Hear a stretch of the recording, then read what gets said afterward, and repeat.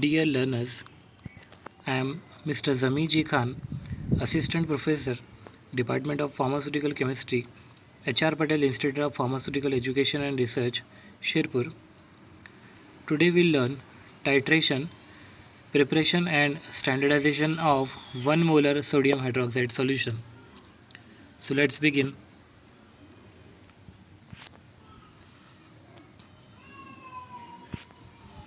Learner's outcome. After completion of reading this PowerPoint presentation, students shall be able to explain the concept of standardization.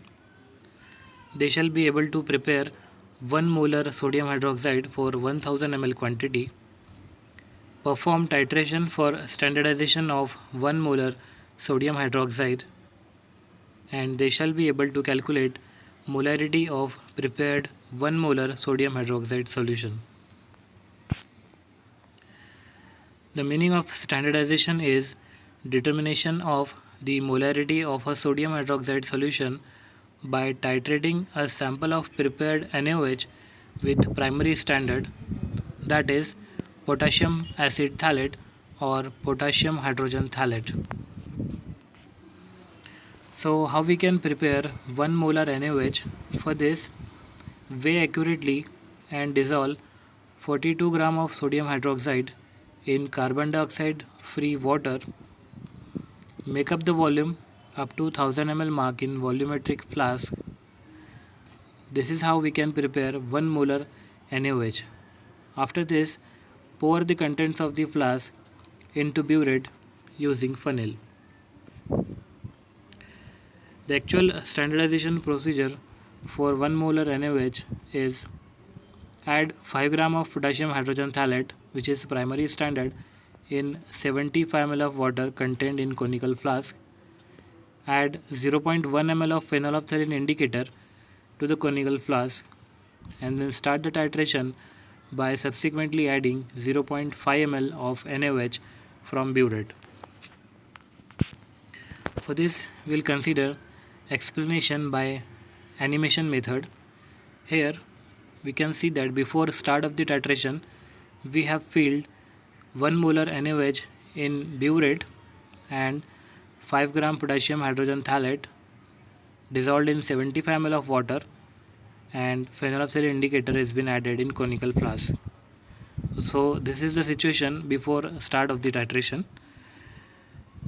When we start the titration, we'll add NaOH from the burette to the conical flask by increment of 0.5 ml and simultaneously shaking the contents of the flask. When the equivalence point or the end point is achieved, the colorless solution from the conical flask turns to pink. This is the point we can say the end point of the titration. So the question arises here: why does the indicator change color only after the end point is achieved? Do you have answer for this question? Pause this video and find out the answer of this question. Okay, so the answer of this question is, as phenolphthalein is acidic indicator, so in acidic environment it remains colorless.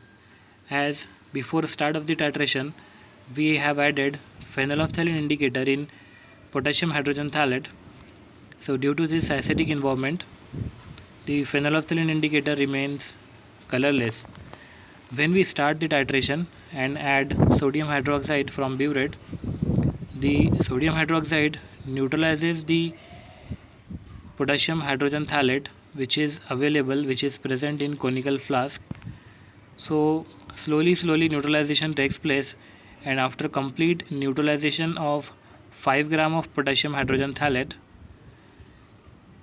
the single drop of NaOH from the burette will make the contents of the flask alkaline in nature, and due to this alkaline environment, phenolphthalein now gives color change as from colorless to pink, and we can say that this is the point where we have achieved the end point of the titration. Observation: of the titration, we have to note down the ml of solution from burette when the color change of solution in conical flask occurs from colorless to pink. When at that time we'll stop the titration and we'll note down the reading from the burette. Now for an example, we suppose the color change of solution in conical flask occurs from colorless to pink at 23 ml. So we can say that A end point is achieved and we have recorded 23 ml of the reading from burette.